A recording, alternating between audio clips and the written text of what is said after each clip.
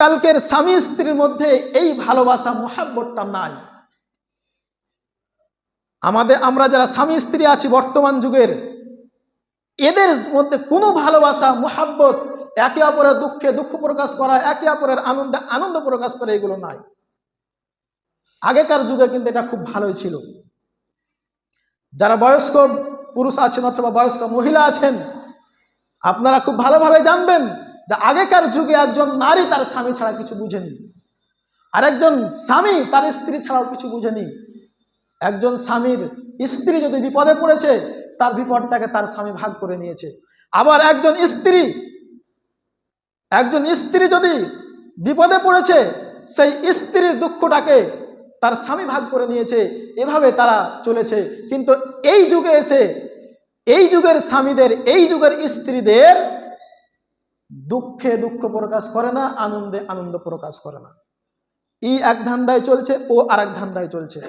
কিন্তু এটা ইসলামের নীতি নয়। পোশাক যেমনি ভাবে শরীরের সঙ্গে জড়িত থাকে, ঠিক তেমনি ভাবে একজন স্বামী স্ত্রীর সঙ্গে জড়িত থাকবে এবং একজন স্ত্রী তার স্বামীর সঙ্গে জড়িত থাকবে। এটাই হচ্ছে আল্লাহর আদেশ। কিন্তু আজকে যে সমস্ত ছেলে মেয়েদের বিবাহ হচ্ছে, এদের প্রায় অবৈধ প্রেমের সঙ্গে জড়িত হয়ে বিবাহ হচ্ছে। বিবাহ হবার কয়েকদিন যায় না, 1 মাস 2 মাস 6 মাস 1 বছর যায় না, আবার ডিভোর্স হওয়ার জন্য ধুমধাম লাগিয়ে দিচ্ছে। কেন? এই যে ইসলাম যে দিক নির্দেশনা দিয়েছে, এই দিক নির্দেশনাটা আজকালকের ছেলেমেয়েরা ফলো করতে পারে না, গ্রহণ করতে পারে না। এই জন্য আজকের সমাজের এই চিত্র। আল্লাহ রাসূল সাল্লাল্লাহু আলাইহি ওয়াসাল্লামকে জিজ্ঞাসা করা হচ্ছে যে আইয়ুন নিসাই খায়রুন, হে আল্লাহর রাসূল, কোন স্ত্রী সব থেকে উত্তম, কোন নারী সব থেকে উৎকৃষ্ট, সব থেকে ভালো? আল্লাহ রাসূল সাল্লাল্লাহু আলাইহি ওয়াসাল্লাম বললেন, যেই স্ত্রীর মধ্যে 3টি গুণ থাকবে, সেই স্ত্রী সব থেকে উত্তম স্ত্রী, সেই স্ত্রী সব থেকে উৎকৃষ্ট স্ত্রী।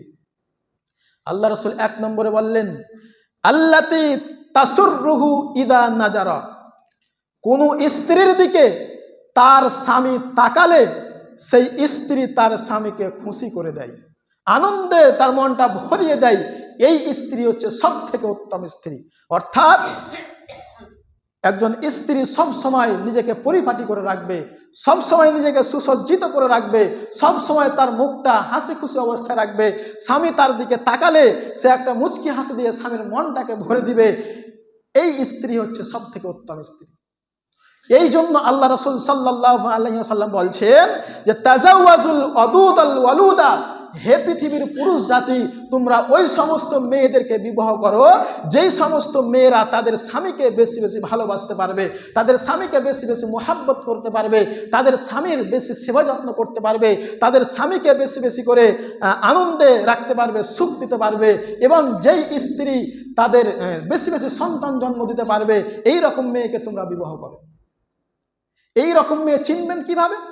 আমরা জানতে পারবো কিভাবে যে অমুক মেয়েটা আমাকে বেশি ভালোবাসতে পারবে, আমাকে বেশি সুখে রাখতে পারবে, আনন্দ দিতে পারবে, অমুক মেয়েটা বেশি সন্তান জন্ম দিতে পারবে? এটা আমরা কিভাবে চিনব? তার পরিবারের দিকে চিনতে হবে। তার যে মা আছে, তার মায়ের দিকে লক্ষ্য করতে হবে যে তার মা তার বাবার সঙ্গে কিরূপ আচরণ করছে, তার মা তার বাবাকে কতটা ভালোবাসছে। তার যে বড় বোন আছে, তার দিকে লক্ষ্য করতে হবে যে তার বড় বোন তার স্বামীকে কেমন সেবা দিচ্ছে, তার স্বামীকে কেমন ভালোবাসছে, এবং তাদের কতজন সন্তান সন্ততি আছে। এগুলো লক্ষ্য রেখে বুঝতে হবে যে অমুক মেয়েটা আমাকে বেশি ভালোবাসতে পারবে, অমুক লোকের অমুক মেয়ে আমাকে বেশি সুখে রাখতে পারবে, শান্তিতে রাখতে পারবে। এটা দেখে বুঝতে হবে। আল্লাহ রাসূল এটাই বলছেন যে যেই নারী বেশি বেশি স্বামীকে ভালোবাসতে পারবে, এই নারীকে বিবাহ করো। আজকালকার মধ্যে এই ভালোবাসার মতন নারী পাওয়া যায় না। স্বামীকে সুখে রাখতে পারবে, স্বামীকে আনন্দ দিতে পারবে, এরকম নারী পাওয়া যায় না। এই জন্য আল্লাহ রাসূল বলছেন যে ওই নারীটাই সব থেকে উত্তম, যেই নারীর দিকে তার স্বামী তাকালে তার স্বামীকে আনন্দ দিতে পারে, তার স্বামীর মনটা ভরিয়ে দিতে পারে। 2 নম্বরে আল্লাহ রাসূল বলছেন ওয়া তুতিউহু ইদা আমারা, ওই নারী সব থেকে উত্তম, ওই নারী সব থেকে শ্রেষ্ঠ যেই নারীকে তার স্বামী কোনো কিছু আদেশ করলে সেই আদেশটা পালন করে, সেই হুকুমটা মানে। আপনি আপনার স্ত্রীকে বলছেন বা আমি আমার স্ত্রীকে বলছি, জাকিয়া শরীরটা খুব খারাপ করছে, একটু আমাকে তেল মাখিয়ে দাও তো।